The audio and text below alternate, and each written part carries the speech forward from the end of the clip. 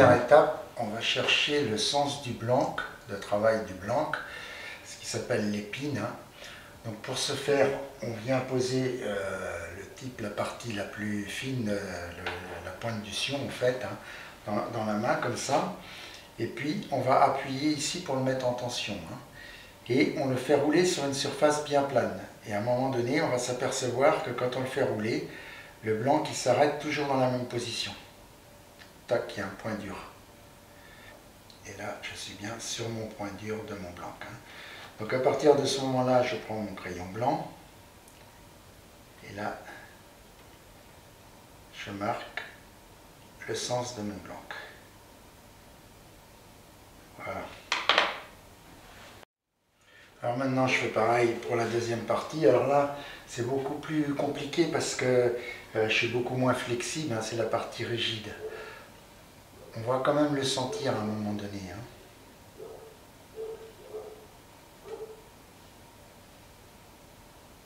On sent qu'il y a un point dur ici. Hein. Alors là, si on se trompe un petit peu, c'est moins grave dans la mesure où cette partie du blanc, puisque c'est une action de pointe, elle ne va pratiquement pas, c'est notre poignet, hein, elle va pratiquement pas travailler cette partie-là de la canne. Hein. Donc ça, c'est pas très grave. Hein. Mais bon, si on le sent, autant le marquer.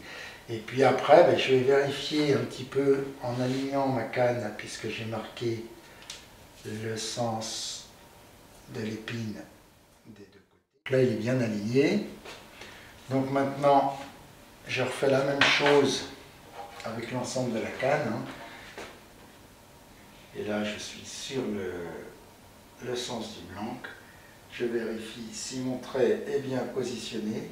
Et là, je retrouve tout à fait le sens de ma canne. Alors là, nous allons monter la poignée, ou préparer pour monter la poignée, hein, qui va se constituer donc du butt. Ça, c'est la partie, la poignée, la partie arrière de la poignée qui vient juste au bout du blanc qu'on appelle le butt. Hein. Donc c'est un insert en carbone avec deux bagues en EVA hein, pour les coller. Ça vient donc ça se mettre complètement à l'extrémité de notre blanc ici. Et puis devant, eh bien, on va avoir l'ensemble poignet avec le porte-moulinet. Hein. Le porte-moulinet qui vient s'insérer parfaitement dans la poignée. Voilà. Donc là, on a notre porte-moulinet. Le porte-moulinet, il est livré avec une bague, hein, comme ça. Bon, moi, la bague, je l'enlève parce que je vais la remplacer. J'ai commandé un système, hein, comme ça, voilà, qui va me permettre dedans d'insérer une bague de décoration. Hein. Donc là, noir, moi j'ai choisi le noir hein, pour cette canne-là. Hein. Je veux qu'elle soit complètement sobre. Donc on a d'abord une bague qui sert de décoration. Après, on a un insert en carbone ici, hein, qui va nous rappeler le carbone qui est là. Donc on s'aperçoit que là, on est trop, c'est trop long. Hein. Donc là, on va préparer cette partie-là. Et au bout de l'insert en carbone, on a encore une bague de déco hein, qui vient se mettre dedans. Donc il faudra calculer tout ça, vous voyez. Donc là, ça me fait un guide pour faire ma découpe. Hein. Donc maintenant, je vais couper ça, c'est du plastique, hein, je vais couper ça avec une lame de scie à métaux. Hein. Voilà, donc là, je vais préparer ma colle hein, pour faire la poignée. Donc la colle bicomposant époxy, c'est 50-50 hein, entre la colle et le durcisseur. Bon là, c'est pas d'une précision extrême, il faut quand même essayer d'être juste. Hein.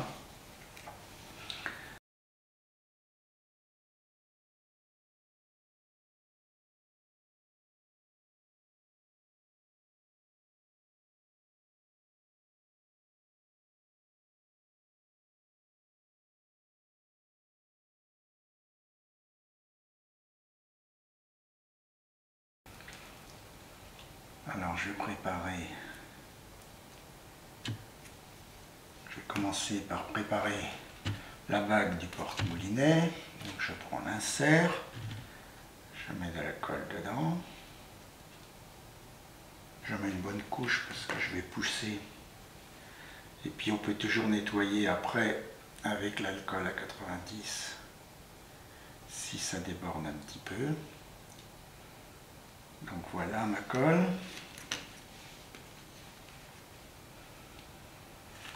J'ai inséré ma bague d'abord de décoration. Et là, je vais pousser gentiment l'excédent qu'il y a au bout. Je le récupère un petit peu, mais il va servir à coller la bague. Parce que j'ai une bague qui vient en déco à ce bout-là. Voilà.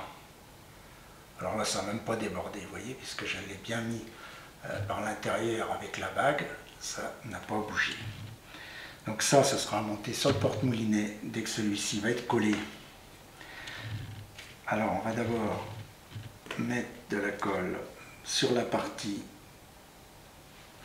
qui va dans la poignée. Là j'insère gentiment ma poignée, mon porte-moulinet dans ma poignée. Et là j'ai un petit peu de colle qui a débordé. J'en avais mis un peu beaucoup. Donc là c'est pas grave, on enlève l'excédent avec notre petite baguette et on va nettoyer ça. Voilà, donc il faut mieux nettoyer tout de suite quand il y a de la colle avant que ça sèche évidemment. Donc je prends de l'alcool, moi j'en ai mis dans un flacon comme ça. Je mouille mon sopalin et je l'enlève tout de suite pour pas que ce soit... Donc ça c'est prêt. Maintenant il me reste à coller les chimes dans le porte-moulinet. Alors je vais prendre la colle qui est ici encore. Je vais en mettre bien à l'intérieur. Donc maintenant, je l'enfonce en tournant. La colle ressort un petit peu. Voilà.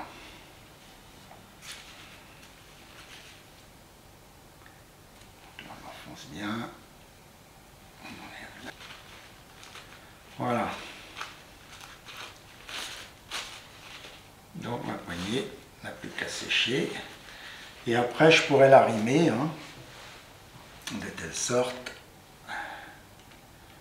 que je puisse mettre cet ensemble poignée porte-moulinet. Voilà. Donc ça c'est prêt. Maintenant ça va être prêt à mettre sur le blanc. Donc ça je pose ça en attente. Je vais reprendre cette partie-là pendant qu'il me reste un petit peu de colle. Donc là, je vais coller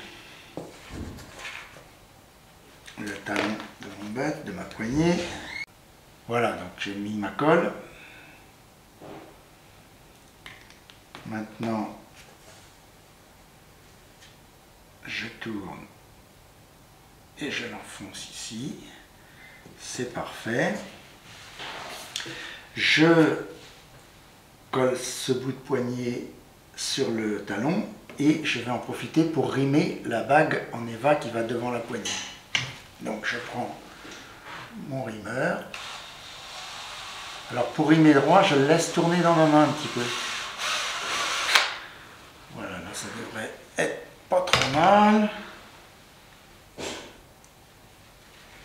va regarder si ça va entrer. Ouais, je pense qu'à force ça va passer. Ouais, ça va passer à force. Donc c'est bien, ça va tenir. Alors, je mets de la colle sur ma poignée, sur la partie du plus gros diamètre qui va s'enfoncer dans la bague. Donc là, c'est pas la peine d'aller très loin puisque la portée elle est relativement courte. Là, j'en ai mis tout autour. Ça, c'est bon. Je viens mettre, en faisant gaffe de ne pas mettre de la colle partout comme je suis en train de faire, mais bon, on va donner un coup de chiffon. Ma poignée ici. Là, je vais mettre un petit peu de colle à l'endroit où ma bague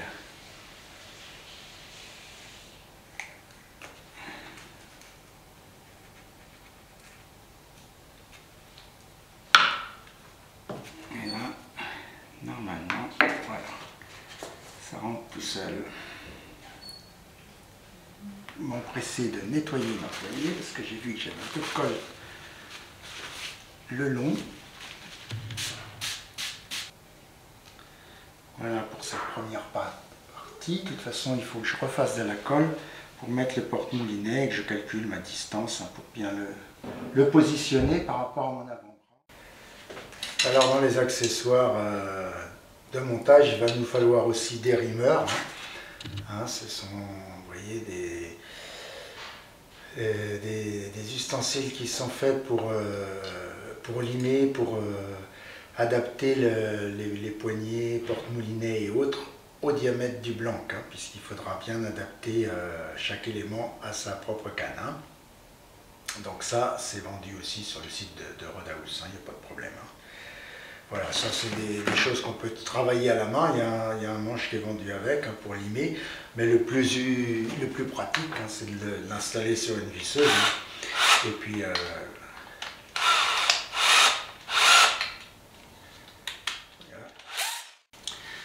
Bien, donc maintenant que mon butt est collé, je vais rimer mon porte-moulinet et ma poignée. Donc toujours pareil. On commence par le petit diamètre. On laisse un peu tourner dans la main. Il suffit de ne pas forcer pour rester bien dans l'axe quand même, de ne pas partir de travers. Là j'ai toujours ma marque pour savoir jusqu'où aller. Donc pareil.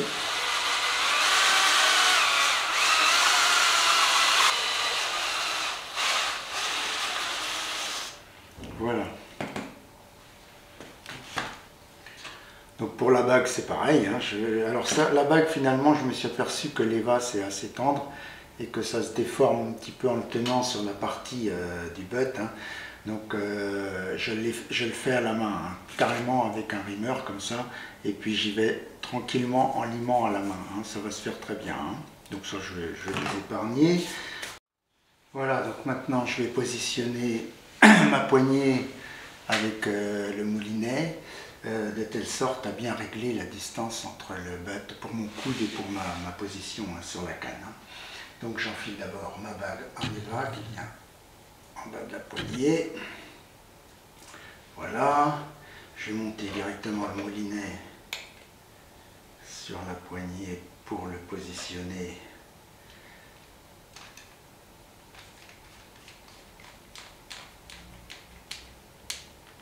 Voilà. Tac, je le mets dans le sens de la marche. Donc on fait un montage à blanc comme ça pour se rendre compte. Moi je tiens généralement mon moulinet devant la canne comme ça, donc là je suis trop long. C'est une canne courte et qui doit être très malléable, donc je vais le régler assez court.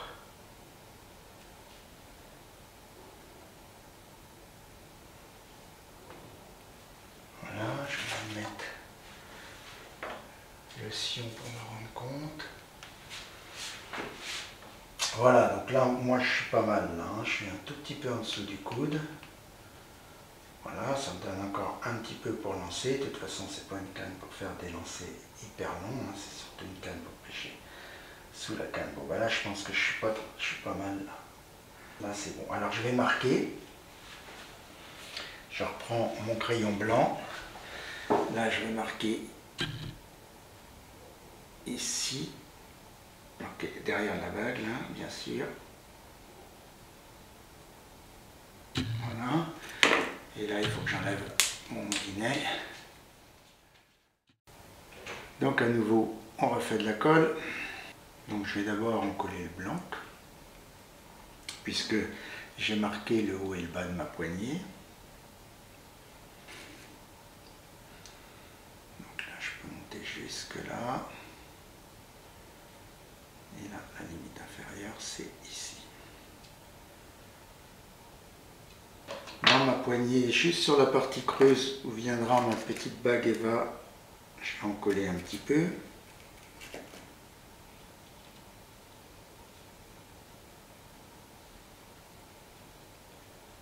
Je mets ma poignée ici. Maintenant, je la mets dans le bon sens. Nickel. Et là, je vais en nettoyer un petit coup. Voilà, donc ma poignée est collée maintenant. Elle est bien dans le sens du blanc. Et puis, on va passer, on va attendre un peu que ça sèche. Et puis, on va passer après au positionnement des anneaux sur la canne. Bien, voilà, notre poignée est finie maintenant. Donc, on va passer au montage des anneaux sur la canne. Donc là, j'ai déjà fait mes marques, moi. Donc pour savoir où placer les anneaux, sur le site de Rodaus, vous allez avoir, quand vous choisissez vos anneaux, hein, en général, il y a les calculs de Fuji hein, qui va, pour tel type d'anneau, va donner l'emplacement sur une canne de 7 pouces, une canne de 7 pouces 6, une canne de 8 pouces. Donc là, moi j'ai, alors ça se mesure toujours à partir du type, hein, ils vous disent. Donc le type, c'est l'extrémité du sion. Donc moi, alors on peut marquer soit avec le crayon blanc, hein. Moi pour être plus simple, là j'ai fait, parce que le crayon blanc, c'est pas si évident que ça des fois à nettoyer juste derrière la patte de l'anneau. Je trouve que c'est plus facile, j'ai mis des petits bouts de scotch. Alors c'est pareil, je les ai mis du côté de la...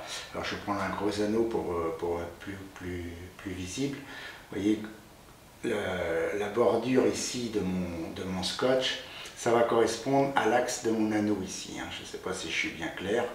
Hein, vous voyez, c'est pas le bout de la patte, c'est pas ici au bout de la patte, c'est l'axe de l'anneau. Hein. Donc bien faire attention à ça. Bien, donc là nous avons fixé notre anneau avec du scotch. Alors on va prendre le fil pour commencer la ligature.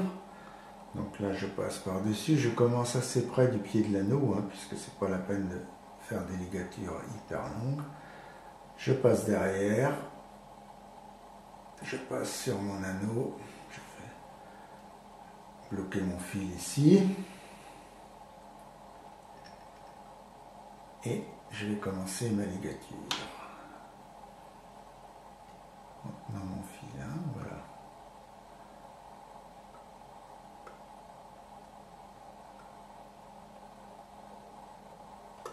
Là. Donc là, je vais utiliser le brunissoir hein, pour bien serrer mes spires.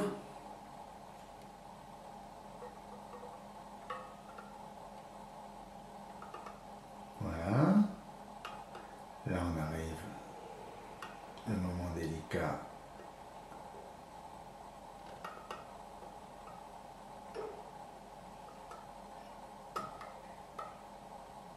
On va passer sur l'anneau.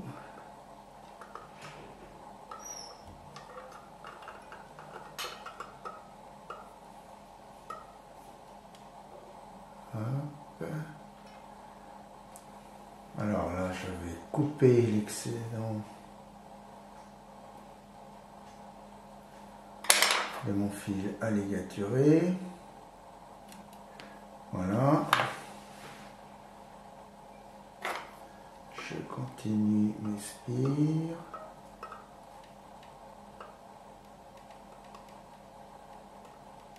Là, donc j'arrive sur mon scotch de support de maintien d'anneau. Je vais enlever celui-là.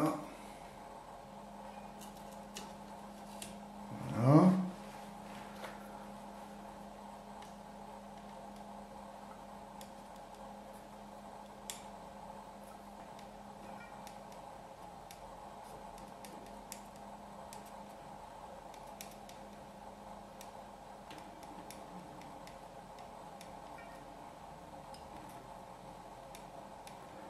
Voilà, donc je vais bientôt pouvoir enlever mon scotch.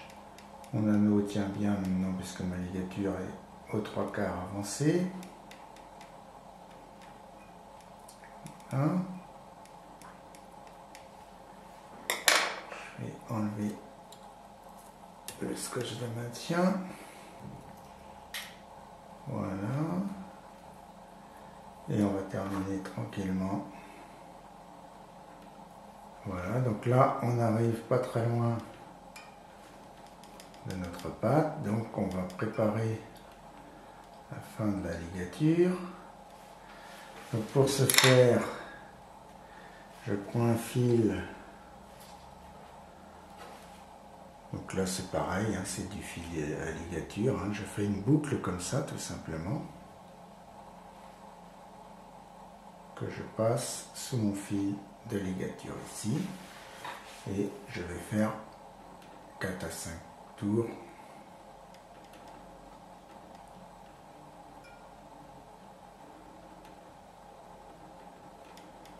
Peut-être un peu plus, je vais voir. Je vais aller jusqu'au bout de l'anneau.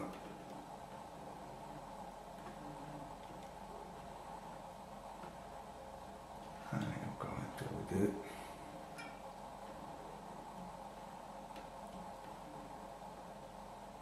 Voilà.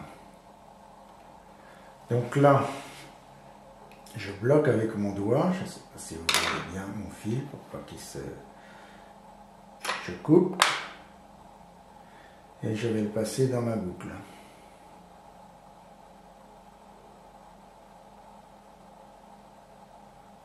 Ici.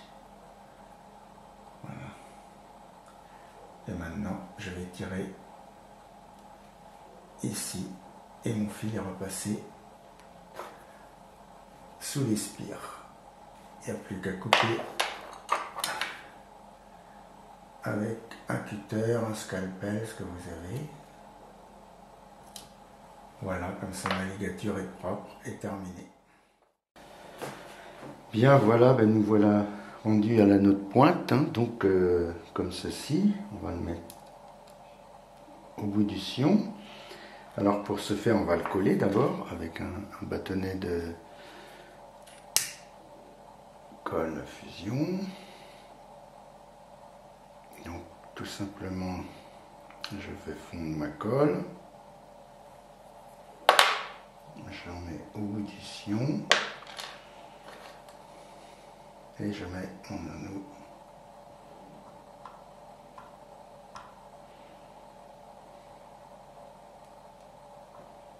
Voilà. Donc j'enlève l'excédent avec les ongles, hein, ça s'enlève tout seul. Voilà, donc maintenant j'aurais plus qu'à faire une ligature pour l'anneau de pointe. Hein. Donc on va terminer la ligature et nos anneaux sont tous ligaturés. Alors pour les petits anneaux hein, qui sont tout petits ici, qui ont une petite patte, pour les faire tenir avant de mettre la ligature, j'utilise également cette colle. Hein.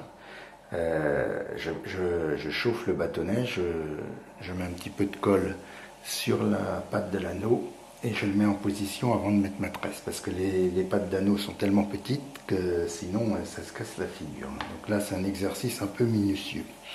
Voilà, donc maintenant on va faire la ligature de la pointe. Donc c'est toujours le même principe. Hop, mon fil. Je passe dessus. Voilà. Voilà.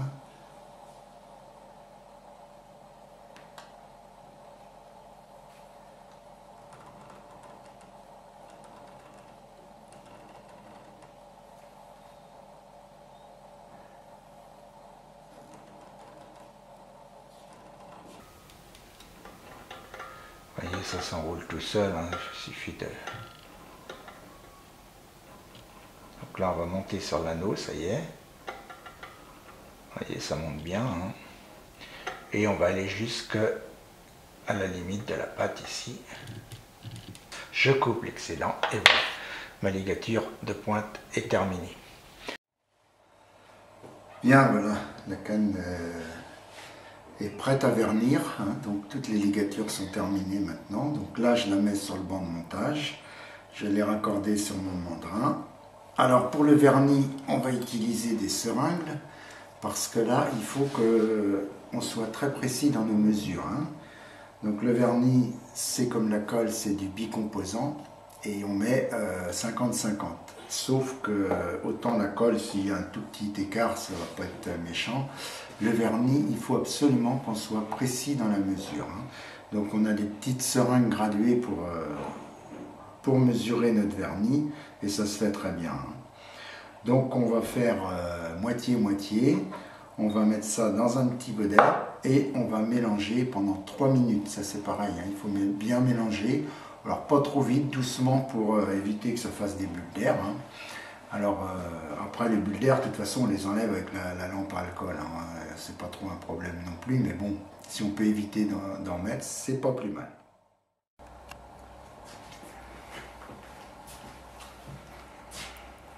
Voilà, donc là il y a 3 minutes qu'on mélange bien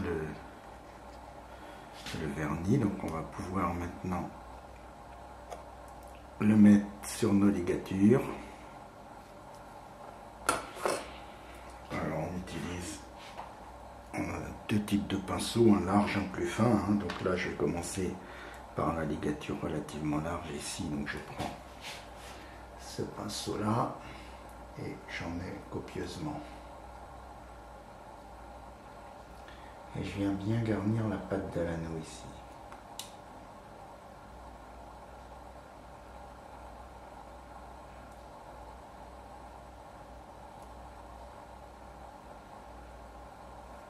Et je viens faire ma bordure ici.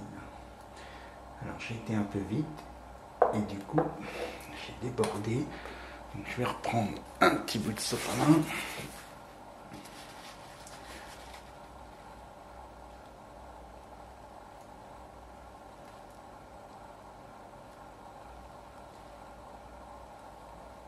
Voilà.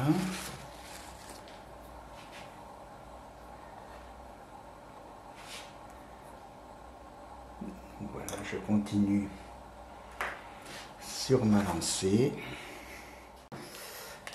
Un autre élément important, hein, puisque nous allons maintenant enlever des bulles d'air, c'est la lampe à alcool. Hein. Donc voilà la lampe à alcool.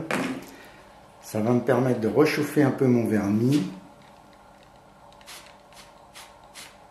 Il refond et ça va me ressortir mes bulles d'air. Je ne sais pas si on voit à la caméra.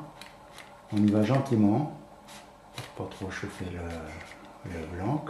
Et si on s'aperçoit qu'il manque un petit peu de vernis, il est toujours temps d'en remettre un peu.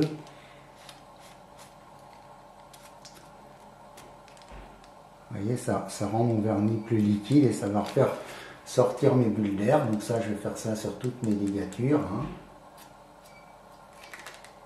Ça, c'est indispensable. Hein. Donc on peut y revenir en plusieurs fois. Hein.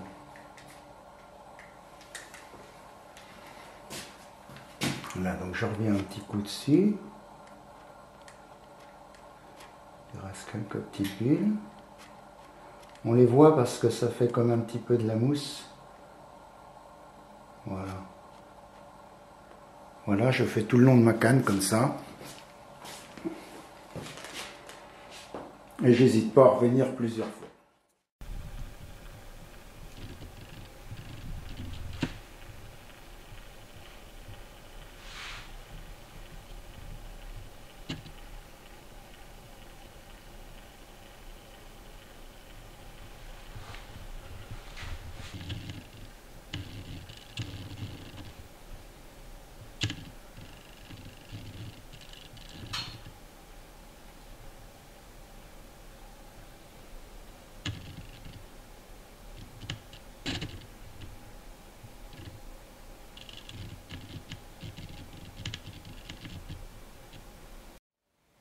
Donc là, ma canne est terminée, hein, donc je vais la retirer du banc de séchage.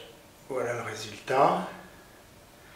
Alors, le vernis est bien dur en apparence, comme ça, mais il faut la laisser quand même 2-3 jours, hein, à finir de sécher avant de l'utiliser en action de pêche, hein, parce que il faut quand même bien consolider et être sûr que ce soit bien sec jusqu'en profondeur. Hein. Mais là, notre résultat, il est parfait par rapport à ce que j'attendais. Hein. Il y a vraiment une belle petite canne très légère, hein, et puis une finition qui est tout à fait correcte. Hein. Alors bon, on n'est pas entré dans les détails pour toutes les phases extrêmement précisément. Hein. C'était surtout le but de cette vidéo de vous faire découvrir, pour ceux qui ne connaissent pas, ce qu'est le road building, de savoir que c'est accessible, c'est quelque chose d'accessible Et si vous avez l'intention de vous lancer, ben, un conseil, hein, regardez bien les vidéos tutoriels hein, sur Rodaus, et précisément on vous expliquera le montage de la poignée avec plus de détails et avec des meilleures prises de vue, parce que bon, moi mon autofocus sur mon appareil est un petit peu limite, donc pour travailler comme ça c'est compliqué. On vous montrera aussi pour le vernissage, pour des anneaux, pour les ligatures. Tout est expliqué en détail, point par point. Hein. Donc n'hésitez pas, avant de vous lancer, à bien regarder tous les conseils. Hein. C'est toujours bon.